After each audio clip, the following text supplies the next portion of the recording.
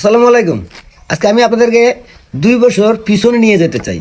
এখন 2025 সাল আর 2023 সালে 21শে জুন মাননীয় প্রধানমন্ত্রী শেখ হাসিনা সুইজারল্যান্ড এবং কাতার সফরে গেছিল।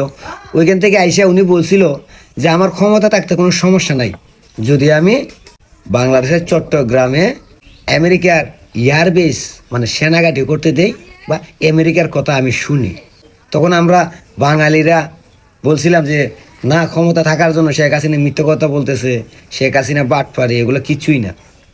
কিন্তু 2025 সালে এসে ওনার কথাগুলোই বাস্তবে প্রমাণ হচ্ছে। সেন্ট মার্টিন যাওয়া বন্ধ।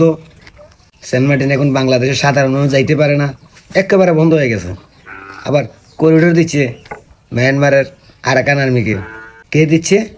বর্তমানে এনজিও সরকারের প্রধান, আমি যাকে বলি সুৎখুর জালেম, ডক্টর ইনুস। অথচ শেখ হাসিনা 2023 সালে বলছিল যে আমি যদি এগুলো মাইনে নেই, সাদা চামড়ার কথা যদি আমি শুনি, তাহলে আমার ক্ষমতা থাকতে কোনো অসুবিধা হবে না। আশ্চর্যের বিষয় কি জানেন? শেখ হাসিনা দেশ বিক্রি করে নাই, তাই তাকে 2024-এ ক্ষমতা হারাইতে হয়েছে এবং নিজের দেশের অন্য দেশে যাইতে হয়েছে।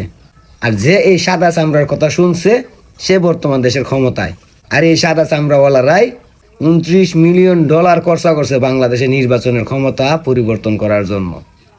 বুঝবা বাঙালি, বুঝবা, যখন করিডোর হয়ে যাইব তখন বুঝবা আমেরিকা কেমন জিনিস।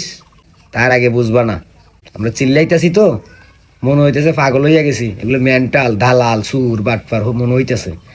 কিন্তু যখন দেশটা ইরাক, সিরিয়া, লিবিয়া, আফগানিস্তান, ইউক্রেনের মতো পরিণত হবে, তখন তোমরা বুঝবা আমেরিকা কেমন আর শেখ হাসিনা কেন এই দেশের জন্য নিজের ক্ষমতা হারাইছে, নিজের দেশ ছাড়ছে, তবুও এই সাদা চামড়াওয়ালাদের কাছে বিক্রি হয় নাই। বুঝবা বাঙালি, বুঝবা, সময় হয়ে গেছে। আর কিছুদিন পর নিজেরাই বুঝবা।